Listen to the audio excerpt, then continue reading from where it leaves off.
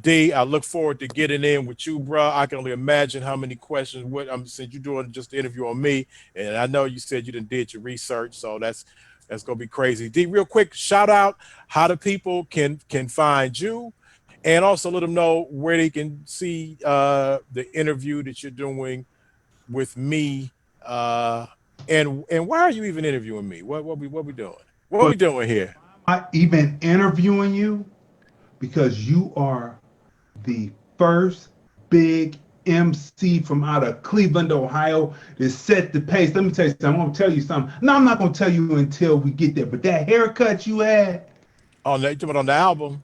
yeah, with the ladies on the back, you were setting a trend, brother. I'm just gonna say that real quick. We're gonna talk about that though. But you are the first big hip hop artist from out of Cleveland, Ohio, and we're gonna be talking to you on June 7th. It is an honor. 5:30 p.m. Pacific, 8:30 p.m. Eastern on the Film Review Life channel. It's the Film Review Movies, Music, Culture, Politics, Society podcast. I'm a freelance writer for Mm.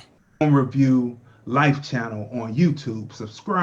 Subscribe now. We've got everything up there, all kinds of stuff like this, entertainment, the films that I produced, and we're gonna have MC Chill exclusive interview, and I have in-depth questions. We're going to full 2 hours because our show is 2 hours. We're going to full 2 hours with you, Chill. Wow. Okay. The definitive, the definitive interview. Okay. All right. I look forward to it. And I know Crazy D, you chomping at the bits, man. You bringing up books in the chat. And Sean, you might as well get ready because he in the chat talking about Crazy D. This one of my brothers from the land, from Cleveland, but he's in Vegas right now, and he does his own podcast. You see high tech over there with his green screen behind him and his perfect lighting and all of that. So you already know how he gets down. And he's doing an interview with me. He's interviewing me, flipping the script on me on is it the 7th? June 7th. June 7th. My Right. man, Crazon Dion, the real Crazy D. Well, hey, D, you see, you done fell up on a real, for real heavy program today. See. So what I know you want to ask something, you want to say something. You got these brothers on here. They're like the Avengers up in here. They put together this book. They got the Hulk and Professor X and you know how it goes down. But go ahead, D. What you I know you want to say something. First of all, what's going on, Chill? My Appreciate it. The Kofi Piesie research team. How your brothers doing this evening? Good. Okay. Peace, Okay. peace, Okay. peace, brother. Peace, peace. The book is called Spears of the Mossi, a historical survey of the minds of African warrior scholars, Volume 1. Is that title, The Minds of African Warrior Scholars, is that a reference to you as a collective of writers, or is it a reference to the tribesmen who had to scholar and understand and know every aspect of throwing the spear? That's So he I want to know like is are you the African scholar warriors or are you referencing we ancient scholar warriors? we're actually walking you through the minds of we're actually talking about ourselves, walking you through the minds of the young warrior scholars. So we're walking you through our minds. So we're giving you a different perspective. Like he said, we all have our own lane. So we coming from our own lane and our own perspective in each chapter. Oh, okay. Um, okay, so I have a question about the blades that the spearmen, I guess the spearmen or the tribemen would throw. Oh, or if it's not throwing, you can correct me on that. The longer the blade, did it fly farther, or was it the shorter the blade, or was the blade one used for horsemen, other one used for soldiers walking? Explain the blade to the people. All right, the spear, for instance, whether short or long. If it's short, it's going distance. If it's long, it's combat, per se. But the thing about us with the spear is it's a metaphor, in this instance, right? Where we are taking the information is that spear, right? And we're throwing it, trajectory and all, to hit our target. Okay. Right. So our target is is the mind of our people. Okay. So it's a play on that, but there was skill that actually went into creating the spear and how they operated and maneuvered with the spear, because during those times, what people don't think is technology was technology for them, and they had to figure out a way to survive. Mm-hmm. And whether it was combat, whether it was the natural world, whether it was animals preying on them, or anything or they needed to eat, right? They had to develop this technology in order to help them advance as a people. So if you take that information and you flip that into what we need, if we're trying to reacclimate ourselves or educate ourselves or re-educate ourselves, right? You got to have that same mind frame that you need that technology to, create that spear, that mental spear, and attack your target. Okay. So I see that you referenced the djembe drum. Do any of you actually own the spear, long or short? Can we see it? Can we see it? There you go, T'Challa. T'Challa is a master drummer.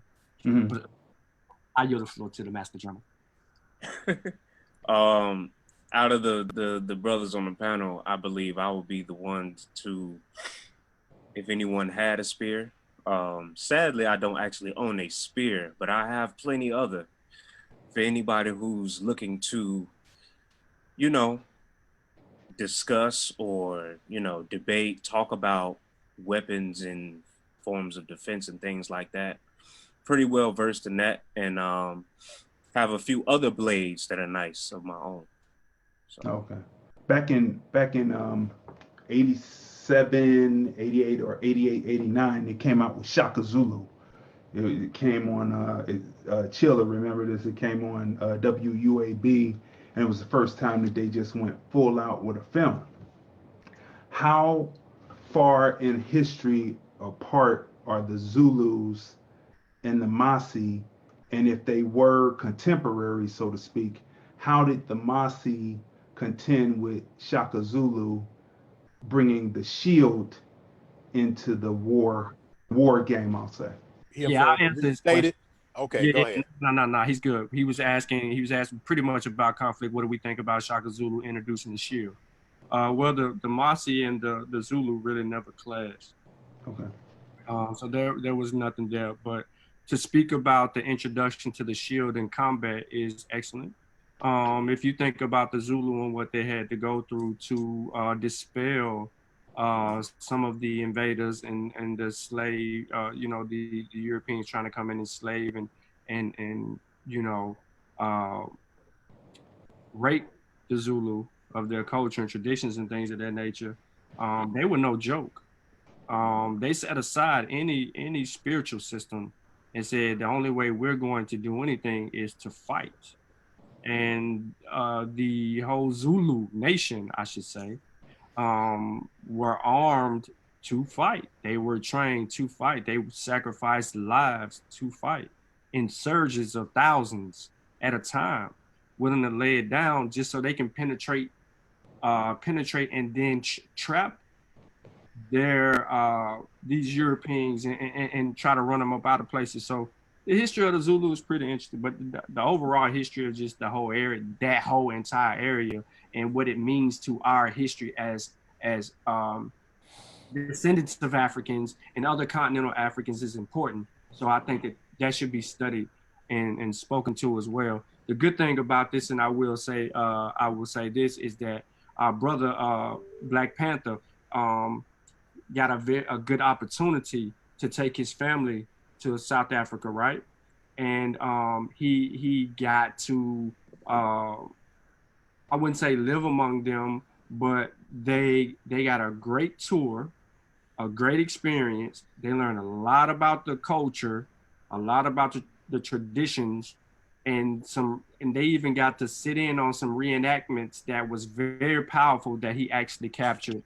As well as the flip side of that is that he got to go on the scientific side of that and go down and into and get a dose of humanity. So, yeah. So we have some of that on our Mossi Warrior Clan YouTube channel of his experiences in South Africa. So I think that would be good information for you if you really into the Zulu and the cultural perspectives that, it's really not in books. Okay, and I do want to say, because D, I know you got like you probably got a list of 25 questions before you get to question number 5 or 6.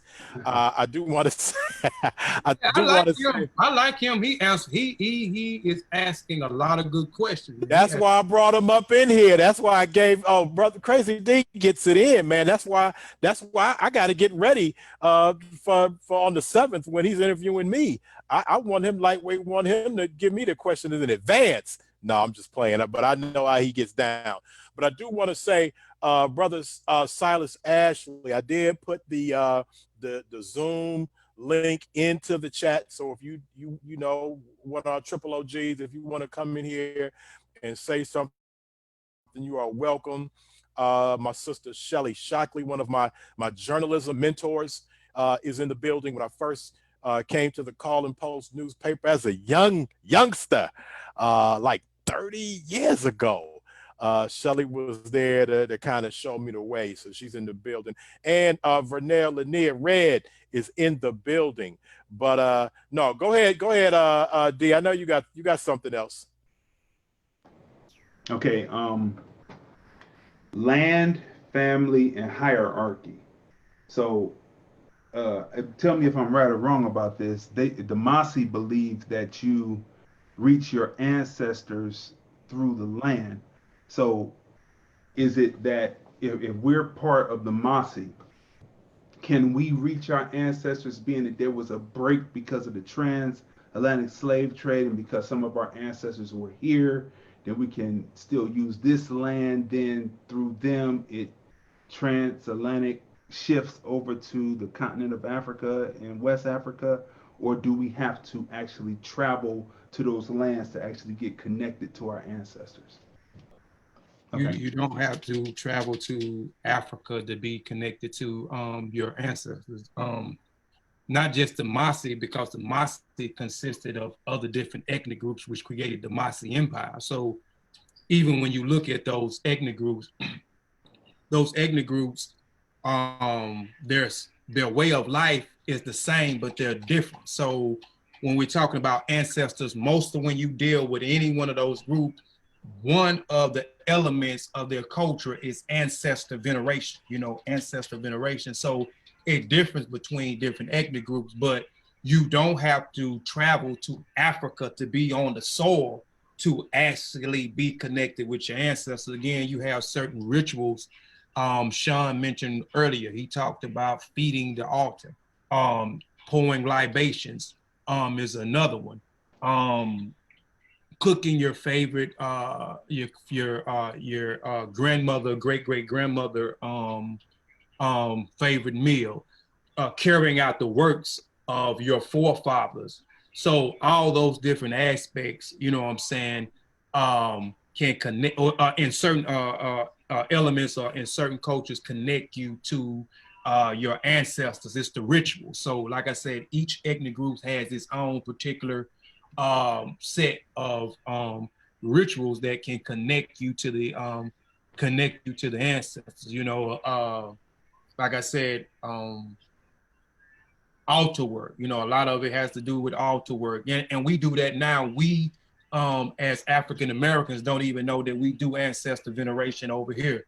I may have a picture up in remembrance my grandmother. That's ancestor veneration. On certain days, my grandfather liked this certain meal.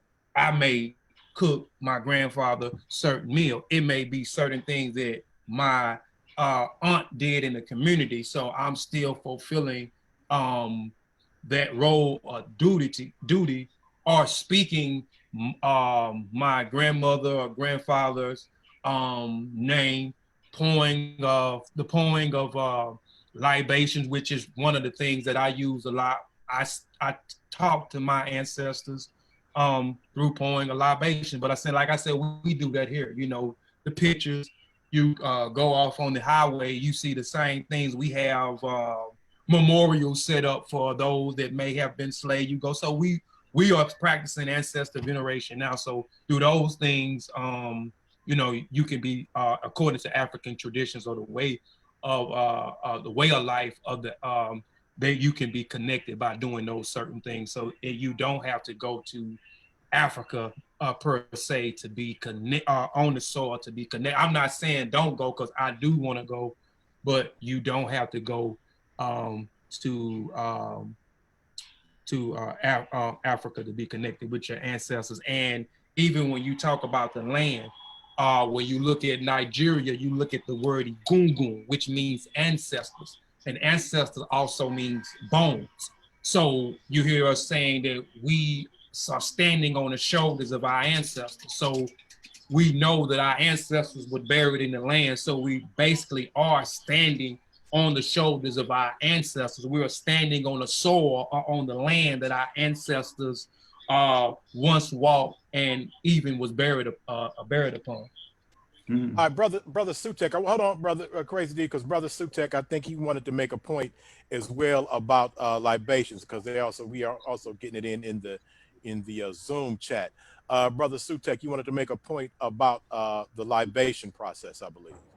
Yeah. Kofi touched on it. I was basically saying how he mentioned that we revere our ancestors sometimes here and don't even know it, don't even understand what we're doing. Like Tupac has a song called "Pour Out a Little Liquor," and I know a lot of us didn't even know what we were doing it for. But yeah, that goes back. That goes back all the way to our ancestral culture and pouring out libations.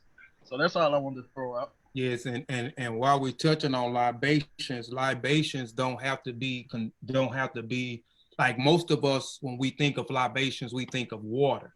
So it's different liquids that you can use that means different things when you're pouring out libations. You can pour out water, you can pour out different types of alcohol. Like if you look at West Africa, a particular one is wine or rum. Rum is a favorite in West Africa, pouring out.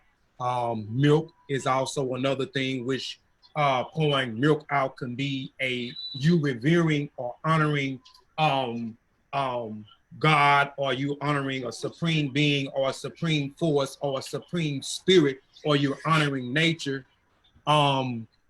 Rum can be pouring out libations. You're trying to get that connection back with your ancestors. So it's different types. Even when you're dealing with pouring libation, it does not always have to deal with ancestors. It can be again dealing with honoring your supreme deity, or it can be also honoring someone that lives. A lot of people don't know pouring libations.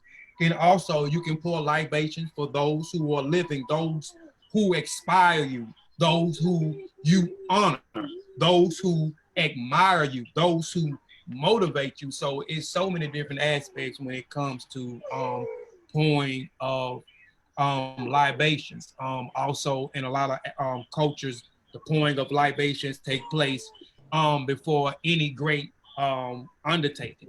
You know, I don't pour the libations when I'm doing things, but I always give honor, which I didn't do in the beginning, but I always give honor in reference to the ancestors. You know, when I say Majuba Iba Egungun. You know, I'm giving honor and praises to the ancestors. I'm giving honor and praises to those of my forefathers who came before me.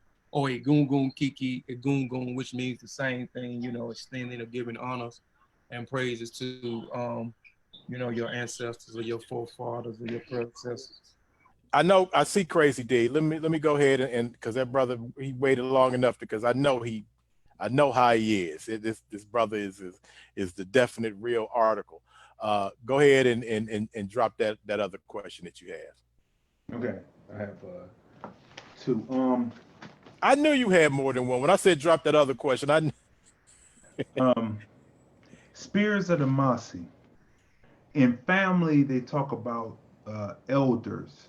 And being that you're putting this information together, and you would be, I don't know if you would be the first to do it, but you're putting this information together, and it says that they go to their elders to ask permission to do something.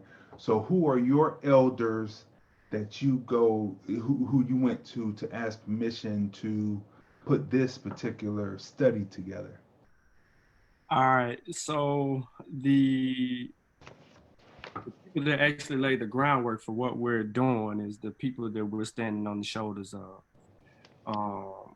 who are either no longer here or still around. And when I say no longer here, I am referencing none other than Dr. John Henry Clark Shank Etijot, Dr. Ben, John G. Jackson, Chancellor Williams, are some of our greatest. Yeah, there's more. Some of our greatest minds. So we do this to honor and continue to move knowledge forward. We can go further back when you talk about other people and things of that nature, but we're doing this to honor them. Secondly, we have each of us, you know, we as a collective, I would say, we have people like you may not have heard of them, but you may have. Taka Kilimanjaro, or let me say Yara Aneb, Mku. We have those are who we look to for eldership.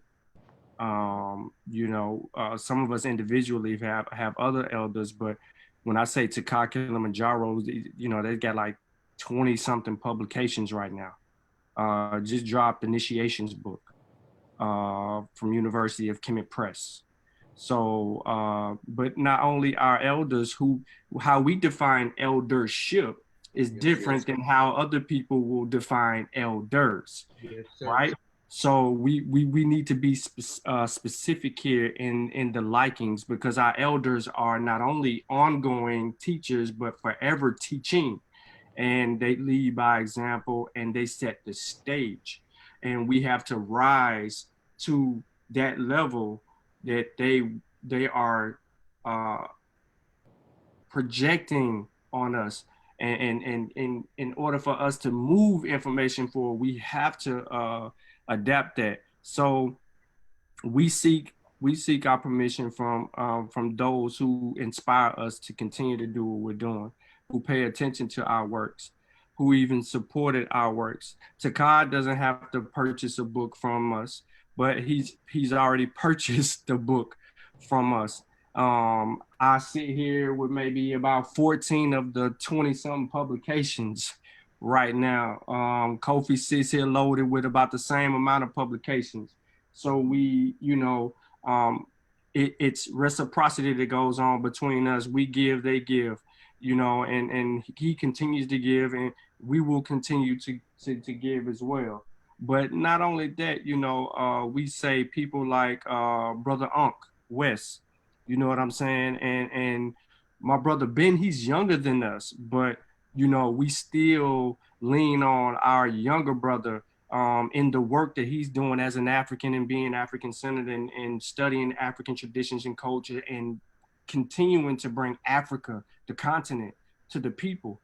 You know, we tend to do that. Brother Astar Imhotep, we lean on, we look to, that's like junior elder or, you know, a brother or big brother to us. So we look to them, and they inspire our work. They bless our work, and they continue to appreciate our work. I'm glad you asked that, because before we got on here, I was talking to Brother Unc, and you know, he said, "Man, look, man, you know, I'm proud of y'all, man. You know, as a big brother to y'all, you know, I'm proud. I feel like I've done something right. You know what I'm saying?" And he's really motivated by that, because he feels like that's what he's been trying to do this entire time, is to get people out of the realm of not knowing mysticisms and disbeliefs, and start to hone in on proper research methodology, being scientifically literate, knowing how to think and problem solve, but also to be scientific, or be science to us means to know, but not only to know, but to do. So we're trying to know and to do the things that the people that we aspire or is inspired to be, you know, do. So that's pretty much it. I hope I answered it. Yeah, but let me, I want to speak on, because it's important too. You mentioned elders and eldership. So, you know, and I talk about this a lot too, to my colleagues and my counterparts. We elder or eldership, it goes back to everybody's not an elder, meaning that I look at everything from an African perspective. So just because you are older than me does not make you an elder.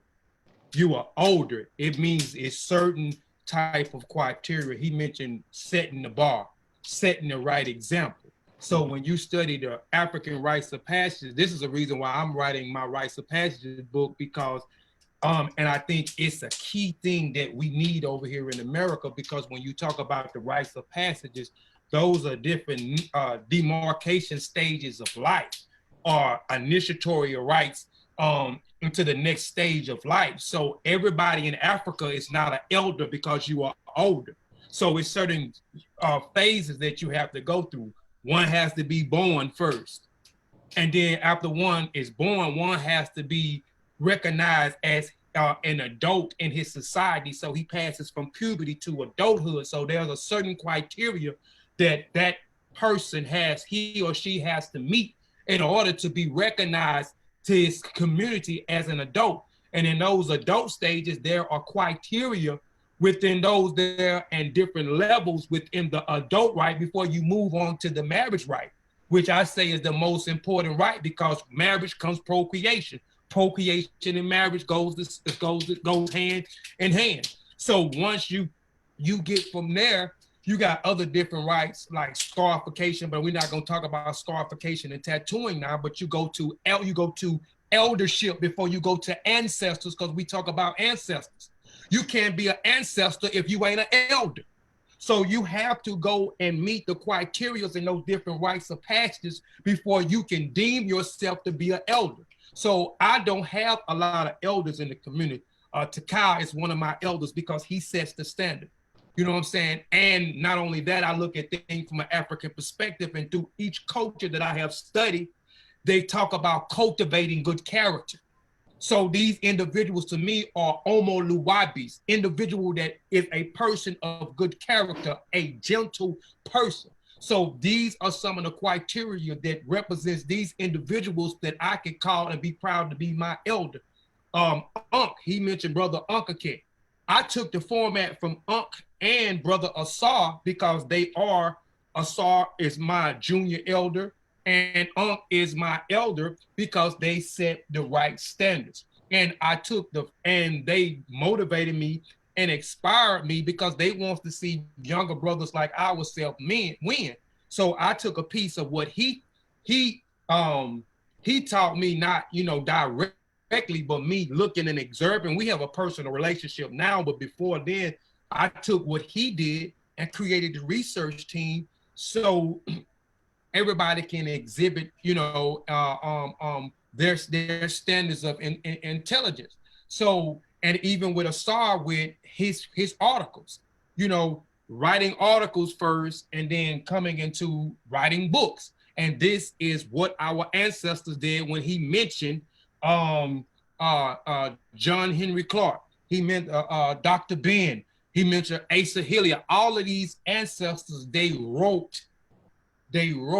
So we trying to get back in the habit of writing and expanding their works and taking their works further. These are the individuals that we look up to, but we look up to them because one, they practice good character. They cultivate good character. So again, because one is older than me does not make him an elder, according to African tradition. So in African tradition, we don't throw the word elder or eldership around that much. And again, if you are older in African culture, you cannot be an ancestor. You will not be remembered. You will not be revered if you are older.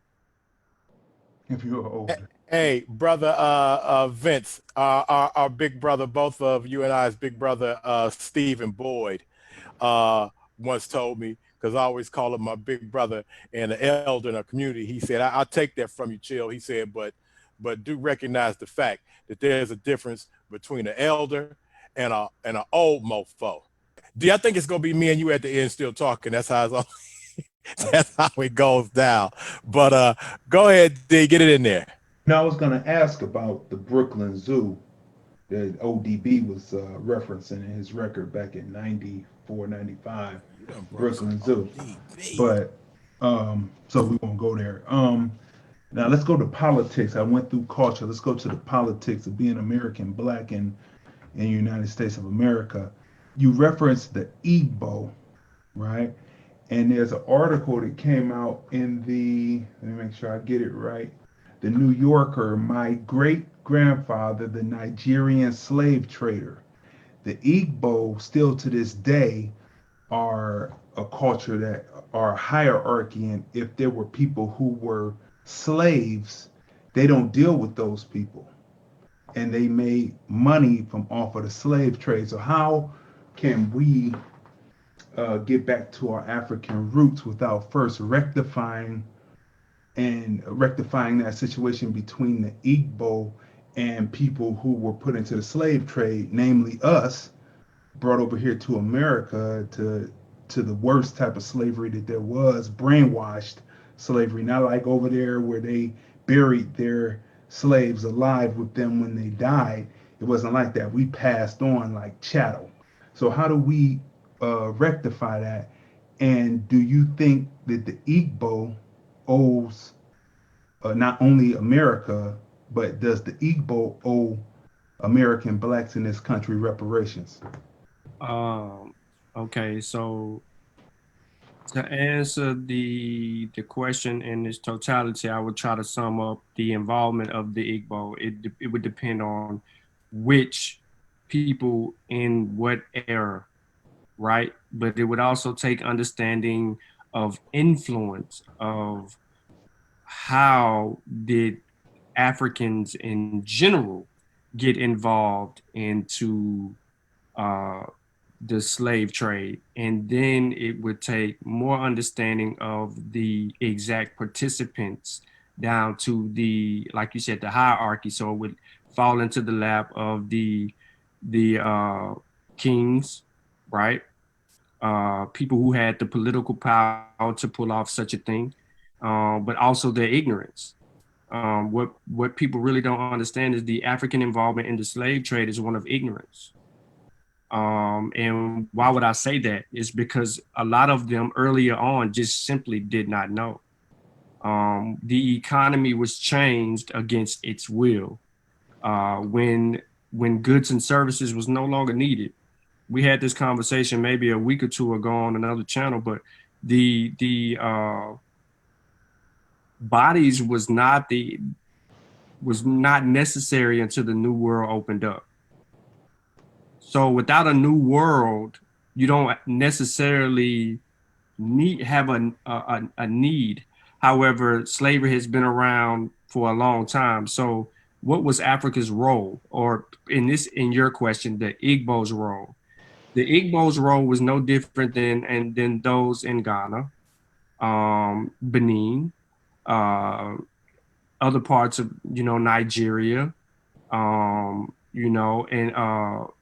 any other, kings or kingdoms along the west coast of Africa, and even those in other areas of Central right? When we're talking about African Americans. So I believe that everybody who had a role in something owes an apology to the descendants. Reparation. Yeah, huh? Reparation, not just apology. Well, Reparation. how Some of reparations would we be able to obtain from a people who have been stripped of value themselves at this particular point? It's not like maybe it was before when this whole thing was coming off and they benefited tremendously. I would say reparations, for me, my argument is reparations is owed by the actual brokers, which would be the missionaries, which were Portuguese initially, which would be the Spanish, which would be the Italians. I'm not leaving the other African participants out. I'm saying it would start there and then it would come down. Yeah, I feel like, maybe some land would be just. Dual citizenship, which I think some people are extending, would be just. There's some doing it. Ghana's already doing it. Ghana's already extending land. Correct. They already extending land to people. They Right. already Cameroon is doing it. Cameroon is doing it as well. But when you say Igbo, I know you're talking pretty much the people along the lands of why come I can't think of their name right now? But the Kalabari, per se. They were influenced, the Kalabari, the Kingdom of Kalabari, I did a presentation on them. They were actually influential in that trade because they were controlling the waters. So they know who was coming and going. But blindly, they did not know early on. But we skipped that. When they began to know. Even when they began to know, it was too late because at that point, bodies became valuable because they needed the new world. They needed rice. They needed all these different things. And the people that they tried this with couldn't suffice. So it goes back to Brother Vince's point is that our story is our coming out of it is greater because we were able to overcome all of those things, but not to slant the attention elsewhere and to focus on your point. Everybody that participated owes an apology. And as far as the reparations go, I'm starting with the European and Arab nations before I even get to the continent and the participants of those. The reason why I reference reparations, because in the article, the writer, she talks about how there's a curse on her family, they believe, but she's able to travel the world from off of the money that they made off of the slave trade. So she's still moving globally, and we here who are pretty much landlocked, we're not moving across the globe that easily, but these people are. So just because they're cursed or they're poor now doesn't mean that we're supposed to just let them off the hook, because we wouldn't if England or the European went down, all of a sudden their economies went down like they're going down, we're not going to let them off the hook and say, hey, we're not going to let the United States government off the hook. Even though the economy is going down, we say, well, why don't you slide us that 17 trillion plus while you're giving out those $1,200 checks? You can start breaking off those installments. So we're not going to let them off the hook. What do you say to that? No, I don't want to let anybody that, like I said earlier, I wouldn't let anybody that participated in it off the hook, per se. However, there's more to the story than just that. For me, for the last few years, heavily, I've been studying the involvement, the slave trade in particular, and like I said, the involvement of nations and people who all participated, and the technology that went behind the invested technology that went behind opening up the new world, because they couldn't get across the Atlantic like people claimed that they could get across the Atlantic. That's another argument, but I'm not letting them off the hook. I'm starting with the Jew. That's right. We got to start with them. I'm starting with the Jew, the facilitator of funds, guns, and more. Right. Because initially we were tribal people. So rightfully so, a slave on the continent of Africa had a different meaning than it did in Europe.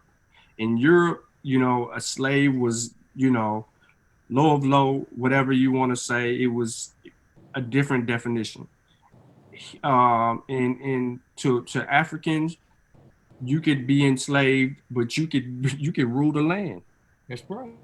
That's right. You see that a lot where you had some like slavery was different, meaning that I might fight with my brother, we fight with our family all the time. So another nation fighting against another nation, two kindred nations fighting against each other. So they develop, or they get what they call prisoners of war, right? So they get prisoners of war. Those individuals are what we would look at today and say, okay, well, they enslaved their own people. These people was prisoners of war. These individuals was prisoners of war. They was allowed to roam free. They wasn't locked up, fed garbage, beaten to death, worked from sun up to sundown. These individuals roamed freely. They was able to intermarry into the society. And once they was able to work off what they was able to walk off, they was able to roam freely. But hold on. And then you had, like when you look at the tactics, you have to look at the Portuguese. You have to you have to look at the Jews, the different tactics that they use to take the land, the natural resources from these individuals, or even trading. Even when they developed and started trading with other African countries, it was all about trading for the natural minerals. Okay, I'll give you this, you need this. Okay, you need this rubber, you need this coat, whatever it was, we're gonna trade this and we'll take that mirror, we'll take that umbrella, other different technology that we may not have. But then later on, we already knew that, okay, we use a prisoner of war, they roam around freely. They can intermarry, they can make money, they can stay and stay. Once the debt is so-called paid off, they can either stay or they can go.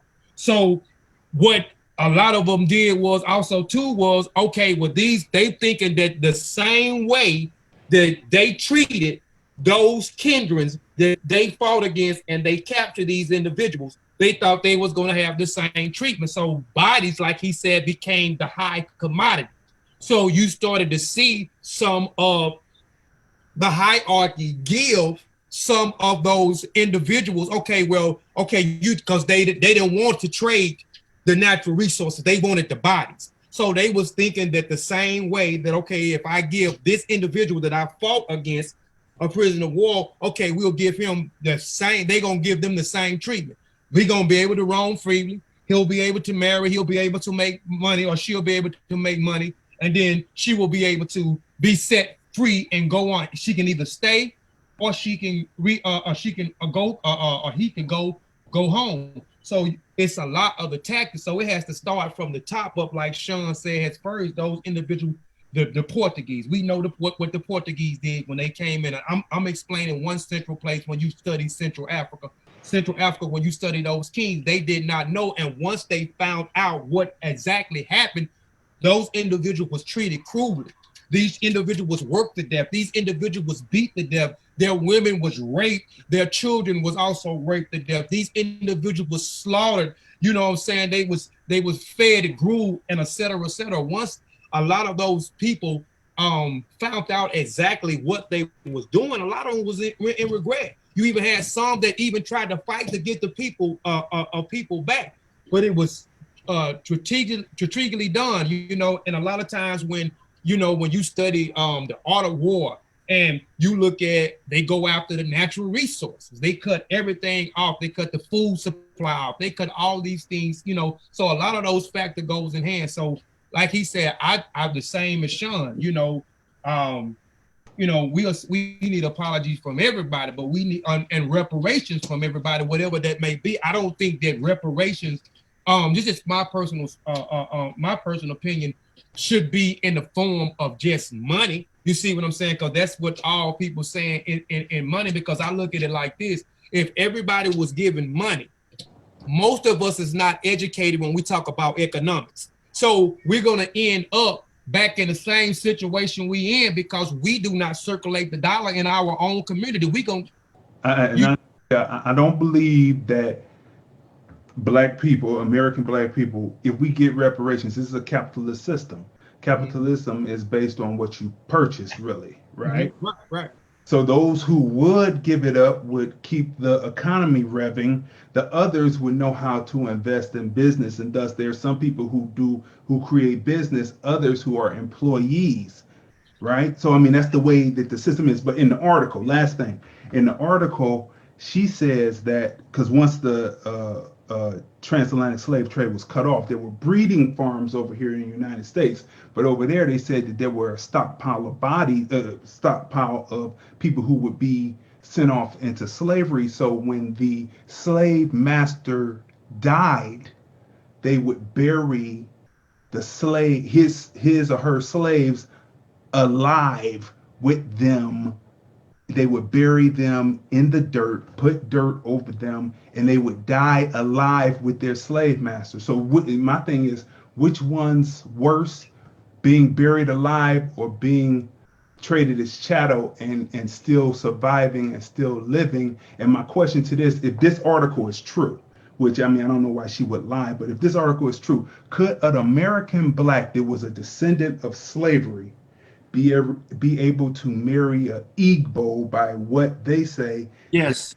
They separate their people. They say the people who were slaves, you can have your land and everything, and you can marry over there, but you're not gonna come into us. She said she had a friend, once they found out that she was of the slave class, they dissolved their friendship. Sean is saying yes. He was Which Igbo people are you referring to? Here's how we really deal with the article in its entirety. I would like that article too. And can we get that article? A reference to that article into the. I already know where I was going in the chat. But in studying the Igbo, okay, in studying the Igbo from my perspective, not all the information on the Igbo or anything like that, and I don't dismiss the information until I get my hands on it and I can scrub it. But from my studying, the burying people alive part, I haven't came across that in any sources on any West African journals, articles, books, research that I've come across. And I was leaning over to my bookshelf to get really into even in the spiritual perspectives, you don't read or get that notion from what they do. Now, what you tend to do is you get people that are Arabs who write things such as, they say the pagans, they eat people, right? They look like they eat people. Right? They were naked, buck-eyed, big lips, beady heads, so on and so forth. But we need to know if the influence of anything else has to do with the coming of that particular article. Now, I know that you was referring to an article. I see it in the actual chat now, and you said the name of it was the New Yorker. So I would have to see if that information matches up with or even aligns with anything that I can continue to research on the Igbo. I know Ben is probably listening in the chat right now and got a lot to say, but he's not trying to. So we have to understand, and you probably gonna make Kofi do it, but because I ain't gonna wrap my head around it. But you have to understand the Igbo, right? So that's the first thing. So who are the Igbo? What is their influence in West Africa? And who can we narrow the Igbo down to? Because when you say Igbo, you're talking about a variety. The northern, the southern Igbo, the western, the eastern, the northern, they are. That's why I asked which one, because there are so many subdivisions. And the information I hadn't run across it. I have been studying the Igbo for a while. And I did a whole presentation on the Igbo culture and their system called Ordinani. And I break down those different subdivisions in a series of different influences that came in the series, and some of the things that you mentioned, I'm not saying what she wrote. It could be. That's why I asked, could I see the article too? Because it could be very well true. I'm not disputing it. I don't know. It's just some things that you said. I have never ran across studying the Igbo tradition. I know last year, I studied and bought numerous books on the Igbo, and even talked to someone from over there in Nigeria when I was doing my presentation on how African culture, African spiritualities even develop. And like I said, I hadn't ran across some of the information that you gave us. I just, like Sean said, I would like to see the article and peruse and go through the article myself, because it could be true. But I'm saying, when she's mentioning Igbo, I'm just asking which Igbo are they talking about? Because when you study different ethnic groups, you have, like, I can tell you about the Nuba people, right? And the Nuba people have 53 subgroups within them. So in each one of those subgroups, traditions may be similar, but it may be different. You have some that was influenced by Islam. You have some that was influenced by Christianity. You have some that wasn't influenced and has kept their tradition intact. So I just would like to know, that's why I'm saying she could be right. I just would like to know which Igbo or she referring to, you know what I'm saying, and go through and comb through some of the sources that she came up with when she said they did some of these horrendous things in the slave trade. They took the slave master took them their men and women and buried them alive with the slave master. I just hadn't ran across it, but like I said, it could be true. I don't, I don't know. That's my first time hearing. This is way before the article came out. Floyd Mayweather fought Pacquiao, and we were down on the Strip and we were interviewing everyone. Shout out to Felicia Haney. She came into town. A lot of people from Cleveland. It was a Cleveland. She'll talk super producer Felicia Haney. Right. So she was there. It was like a reunion. But and I talked and stopped this guy, and he said he was from Nigeria. And so, we talked about who did you think who was going to win? He said, of course, Floyd. But then I went on to say, so tell me about the slave trade. And he said, there's a lot of things that we have to apologize to you in America for. This is a guy from out the color blue who traveled all the way from Africa, just to come see Floyd fight, right, at the MGM. And he said, there's a lot of things that we have to apologize to you guys for. And he gave me his number. I never followed up, but he was like, we can sit down and discuss it, and I can break down some things for you. This is a willy-nilly guy that just came in to see Floyd. He tells me this, and there's a lot of things we have to apologize to you for. So I'm just, Yeah, just real Vince. quick. I listened to an interview that Madam Chiambori Kwao did earlier this week, and she was talking about something that's going to happen this summer, where there are a number of kings who are going to deliver an apology to Africans in the diaspora for exactly what you're talking about. So it's not something that escapes the consciousness of Africans today. Back in February, we had a group from Ghana, from the Asebu area, who came, and they pledged to give land to those of us who were here. So they've offered like 2,000 acres of land in Ghana. So again, there is a certain sense of, and as a matter of fact, one of our elders here in Cleveland, Dr. David Whitaker, who is Nana Kra Kwamina, has been witness to an apology by Ghanaians for this whole slave trade debacle. So again, there is a consciousness about that. There are feelings of remorse about what happened. There is a certain sentiment that we do owe our brothers and sisters an apology for what happened. So I don't think it's something that escapes our consciousness. All right. Hey, brother Sutek, I was gonna laugh. I said, I don't know if I saw you make a face when Sean said he wanted to see that article. He said, I would need to see that and scrub it. Yeah, man. I've been reading it already. Okay.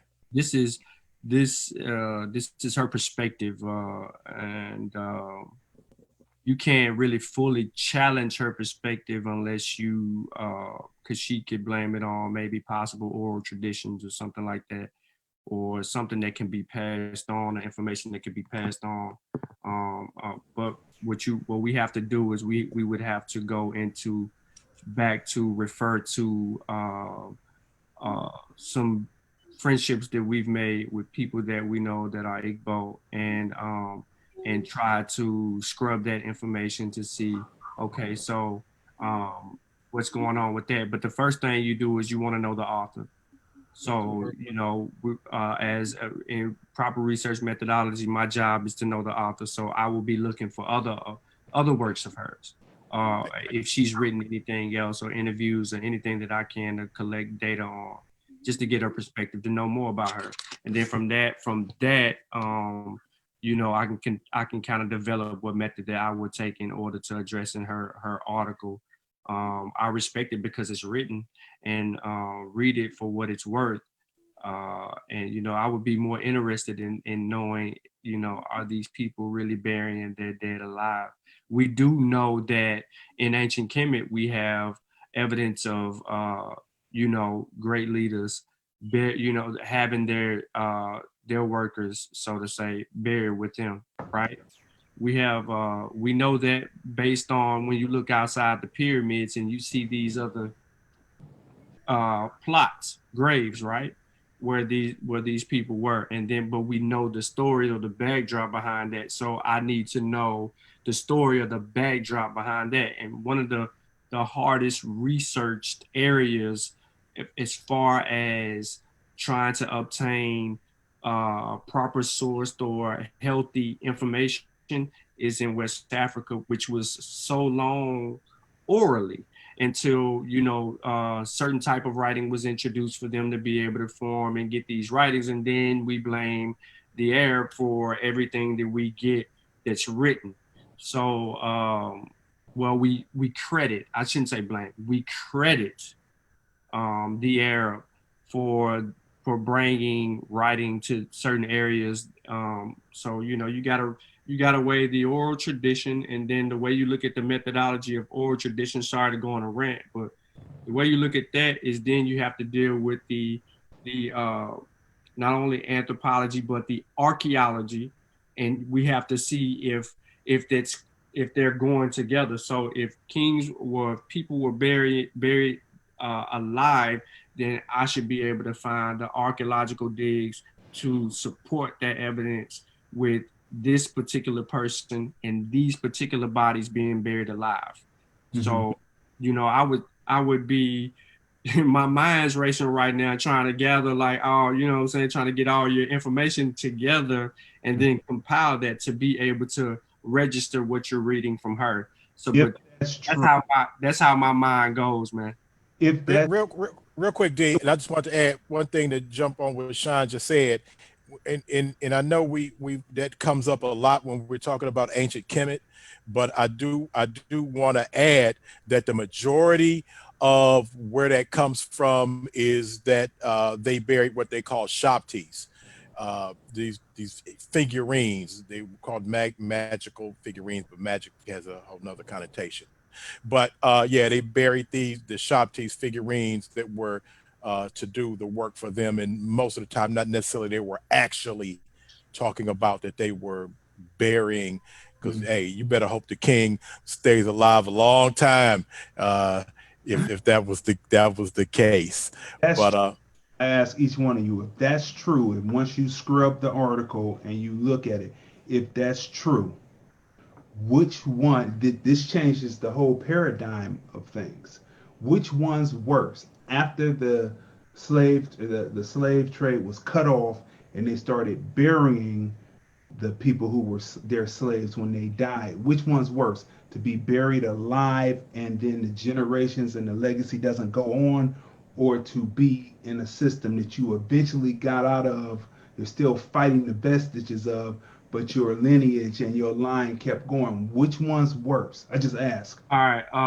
To also just to add to that, with the Igbo that were enslaved and brought over here, they were, and I got an article up on the Monster Warrior Clan channel, but they would sacrifice themselves in the ocean, right? They used to say, I forget the saying, it's not on my mind right now, but they were the first to sacrifice themselves because they did not want to be over here or held captive against their will. So to say which one would be worse, would first, I wouldn't give my overall opinion on that without weighing all the evidence. However, what happened to us, probably compared to that, being buried alive may pay more riches than being over here and held captive. Although people will say, well, we were held captive and we've gone through so much that we've been able to tell our story. Well, the people, based on what she's saying in her article, I haven't read it in its entirety, so I'm going by what you said. If she says that they were buried alive, then they were short-lived in their opportunities to be able to change the circumstances, right? That means they could not revolt. And the Igbo, no matter what party you're talking about, are known for revolting against oppression.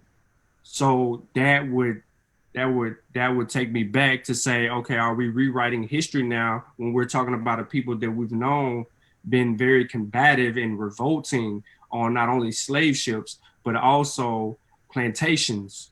Because historians have written about these certain type of Africans coming to the New World that they can't be in certain places or on certain plantations because they're known for sparking revolts. So, knowing what I know and looking at all of that, and when you study that, you're like, hold on, but they have a history of revolting. You see what I'm saying? So why would they succumb to just burying everybody with them? So I look at the Kalabari Kingdom that comes in my mind first, because they're down in the South. They're near the water. They orchestrated and brokered deals that end up enslaving others. And I've talked to Nigerians that say that they don't like the Kalabari because of the participation and the deals that they brokered with the Portuguese that enslaved a lot of people. So you deal with them per se, and I don't see that king that I studied. I don't see that king doing that to his people. What I see is a lot of them fighting and dying, but did participate because they knew the waters. They had them Portuguese at bay. They had the British at bay. They had the Spanish at bay. Everybody that wanted to do deals for any resource, they had to deal with the Kalabari Kingdom.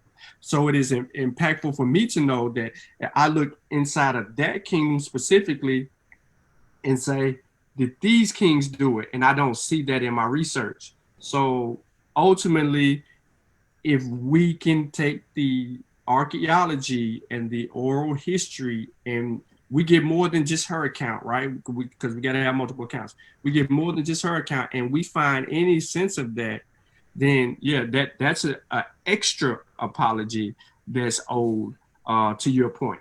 I say an extra apology owed to your point because that, a lot of us descend from those areas, right? So some of their descendants is over here that, that this had happened to. And that's part of that disconnect. But ultimately, it's like being Black, living in the projects, and you're dealing with white supremacy at its finest at that point. But the influence of outside ideals have corrupted a lot of Africans, not just in West Africa and Central Africa, but all over the continent. So I'm just more interested in trying to scrub it. And I do want the people that are watching, the few, the tireless, and the people who may watch it later, that not only that they see Sean answer the question based on historical information, but also a process of how you do research. He jumped right into a whole lot of things that he would have to do first, beginning with the investigating the actual author, So, you know, that's a lesson to be learned about research and methodology and process, about how you go on to actually find these things out or see what is valid and what's not. D, are you you still, you like speech? You still thirsty? Oh, you know, that was politics, but I do have one last cultural question. Okay. That was politics, you know. Yeah, I You just, have you had a list, I know, but if categories. brothers are researching, and I'm like, you know, we need to know what's going on with that. The New Yorker, if she wrote for the New Yorker, she's wrote other pieces, but this one stood out. It just really blew up the whole ADOS movement. Okay. American Okay. play, but Professor James Small came here for Kemet in the Desert, Rest in Paradise, Franklin G. Verley. He passed on in a car accident last year. But he came here and he talked about astrology, and he talked about the Dogon tribe and how they looked at the Sirius radio star. I'm using that as that, but that's what it is. They looked at the star and they could read astrology. And he also talked about the sacred stool. In a certain African tradition, the stool fell from the sky. So I know they referenced that, you know, rocks don't fall from the sky, but they said the actual sacred stool that the king sat on fell from the sky. And then the Dogon, a whole nother separate story about the Dogon tribe and finding the secrets, the sacred or missing star, or the hidden star. Sirius B. So, yeah. So if African tribes didn't deal with astrology and they didn't deal with things falling out the sky, explain that to me, because he explicitly talked about this. When you said astrology, I knew Sean's screen was gonna come back on. Let's let Satep, let's not Satep, but let's let Sutek deal with that. Sutek, you want to deal with that? All right. Well, as far Quarterback it, brother Kofi. as far as astrology and the Dogon, that is something that we have to look further into, because I can't remember the name of this European, but he supposedly went to Mali and lived within the Dogon community, and it was said that the Dogon, basically, in a nutshell, found Sirius B. They mapped all these stars, etc., etc. Now, after him, it was people that came to verify this, and basically, I have to. I think it was a French guy. I think that brother, European brother. I think he was French. Europeans. He wrote The Pale Fox. This is right here. I got it right up here. Here's the book that you talking about right here, The Pale Fox. Right. So, the European that came after, I'm bad with these names, but the European that came after him went and also lived within the Dogon community, and he cross-referenced what Griole, whatever his name is, he cross-referenced that information with the oral tradition of the Dogon, and two totally different hypotheses. So what is put forth is, scholars think that basically the supposed connection with Sirius B and the Dogon mythology was a European influence. So, but that's something I actually thought about putting a presentation on that together. I think I might just go ahead and do that just for this reason. But yeah, that's something we have to dig into more, because it's not, we can't take it for face value. It's a lot of stuff going on in there. What about the stool? What about the sacred stool falling from James? That's just a mythological term, because they use, when you talk about that same stool, that stool was used to unite two people that were also at war with one another. So yeah, as you stated, that whole mythological story was brought about, just to kind of show some togetherness or oneness between those tribes coming together and being one. and putting aside the differences and moving forward as a one people.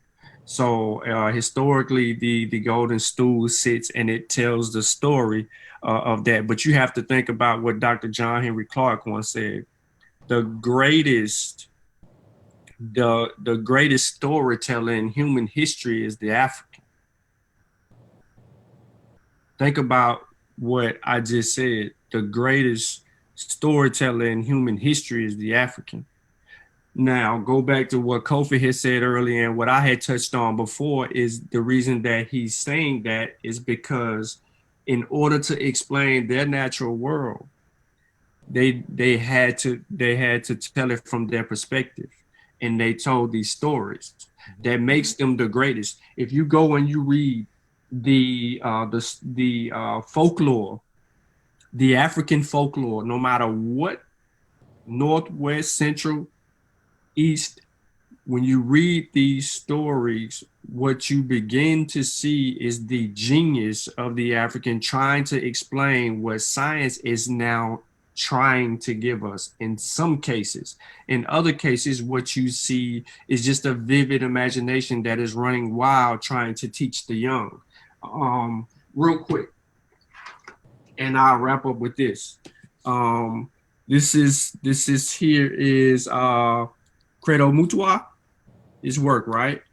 Folk tales, right? But if you get into this, it gets really what some people call spooky in some of the folk tales, right? And I see y'all laughed about that, but you know, just explaining things, and this is one of the reasons why, like I got the book, like Malidome Some. I don't know if you've ever heard of this gentleman here, right? This book goes places that people aren't ready to go, but in the explanation of things is something very powerful as far as the Dagara people reveal. Now the Dagara are up there, and they're in West Africa, and they're in the land of the Mossi, right? The Dagara people right here. And Malidome Some is still living, has a wife. His wife, both of them wrote a lot of spiritual context for books. They deal with ritual, which deals with the community. And they have the Dagara wheel. You can look that up on Google, and you can see what the Dagara wheel is. Yeah, I got a whole presentation on that. Yeah, and it talks about the cosmology. Now, what I'm trying to do is link the Ashanti story with some stuff you're going to learn about the Dagara. And in this book, he talks about one of the rituals where a brother sits in front of a tree so long during a ritual that the tree becomes alive and begins to talk to him. Said that he sat there for so long that him and the tree started having a conversation. And after that is when he realized who he was, where he was, and where he was going in life. But those things like that are just an explanation of who we are as an actual people. And I brought those up for that simple fact to deal with things coming from the sky. That's not the only story, but we, like I said about Dr. John Henry Clarke, the African is the greatest storyteller in human history. Okay, I was getting ready to say something to add to what you guys were saying, and my son came down and he wanted to engage me in a debate between MGK and Eminem. But no, go ahead. No. I was gonna say, because we were talking about the Dogon, and thank you, Brother Sutek, for bringing that information to us. And I had probably read some of those same things, and I was just gonna add that that's definitely some of the things that we hold dear and important to us as Black people about the African experience. We need to make sure that the European are not the authors of that information. That's, especially with the Dogon. You can't see this, but we were talking Igbo. earlier. Okay. This book, After God is the Bia, is dealing with Igbo cosmology, divination, sacred science in Nigeria. It's volume 1. You can't find this book on Amazon. If you do find this book on Amazon, it's probably about $400 or $500. Oh my. You gonna give it to me, ain't you, man? Oh, Oh my. Yeah, it's hard, man. I should have got it when it was recommended to me, when it was cheap, and then I waited and waited. I'm on the show, son. I waited and I waited, and now it's out of my price range. I can't afford it, man. It's up there. It's a few $100s now, so I'm out. It's a part 2 to the book too, ain't it, Sean? yeah, it's worth more. And I only know one person who got a copy. Yeah, me Wow. too. I do want to say, Angela. $100. They bought the book for $100, and it's like $700 to $800. Angela Maddox said, "Can you name that book again, please?" And at the time she asked it, she could either be talking about one, the book that we're on here talking about, Spears of the Mossi, or she might be referencing the Pale Fox book. So at the time when I looked and said, "Could you please name that book again?" At the time I saw her doing it, she was either talking about Spears of the Mossi or the we can give Pale out Fox book. I think she was talking about the Pale Fox. Okay. But yeah, she should get Spears of the Mossi too. Right, no doubt. You definitely should get that. No doubt. But yeah, I think we're coming around third and headed home. But I did want to add to what my man D was talking about, is that we also will find that the majority of time, and that was one of those things that I was talking about with Sean about us reappropriating other cultures' things and now saying that it's ours. Astrology in ancient Africa, I think most people can attest to have done that work, will find that what they were actually involved in was more astronomy and not astrology. And of course, people will point to the Dendera astrological or astronomy, but again, just with a little. Let me ask you something real quick since you brought that up. Okay. When was the Dendera constructed? When was that whole thing constructed?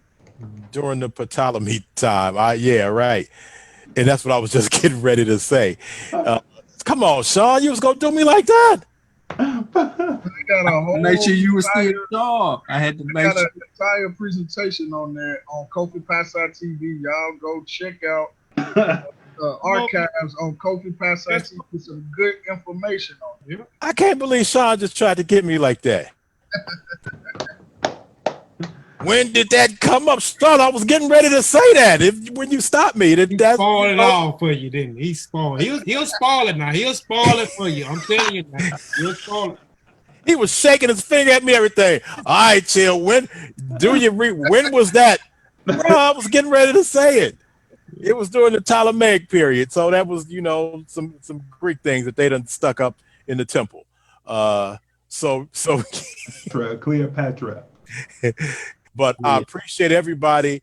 Kofi Piesie research team, man, big ups for coming and spending this much time with the Chill Talk audience. And for the people who are on here right now, and for the people who will go back and catch it in the morning or afternoon, hey, stay with the whole thing. It went down. Thank you, as always, to my brother, Crazy D. Looking forward to getting in with you. Man, if you ask these brothers, go ahead, Kofi. No, because I'm a fan of this guy now. I'm a fan of this guy, and I'm a fan of the other guy. Is it any way that you could send me? You have a podcast, right? D. I need his podcast. I want to check him out. Vince, if you, I'll put it in the link right now. Okay. And Vince said he has a YouTube channel. I want to subscribe to Vince's YouTube channel and his podcast. I want to support these. I want to support these brothers, man. That's what's up. I'll get you Vince's podcast and his information for the show he does at the radio station that I'm also at. But he said he's just beginning his YouTube, but I'll make sure you get all of that information as well. So yeah, no doubt. D, I look forward to getting in with you, bro. I can only imagine how many questions since you're doing just the interview on me, and I know you said you did your research, so that's gonna be crazy. D, real quick, shout out how the people can find you, and also let them know where they can see the interview that you're doing with me. And why are you even interviewing me? What we doing? What we doing here? I'm even interviewing you because you are the first big MC from out of Cleveland, Ohio, that set the pace. Let me tell you something. I'm gonna tell you something. No, I'm not gonna tell you until we get there. But that haircut you had on the album, yeah, with the ladies on the back, you were setting a trend, brother. I'm just gonna say that real quick. We're gonna talk about that though. But you are the first big hip hop artist from out of Cleveland, Ohio, and we're gonna be talking to you on June 7th. It is an honor. 5:30 p.m. Pacific, 8:30 p.m. Eastern on the Film Review Life channel. It's the Film Review Movies, Music, Culture, Politics, Society podcast. I'm a freelance writer for Film Review Life channel on YouTube. Subscribe now. We've got everything up there, all kinds of stuff like this, entertainment, the films that I produced, and we're gonna have MC Chill exclusive interview, and I have in-depth questions. We're going to full 2 hours because our show is 2 hours. We're going to full 2 hours with you, Chill. Wow. Okay. The definitive interview. Okay. All right. I look forward to it.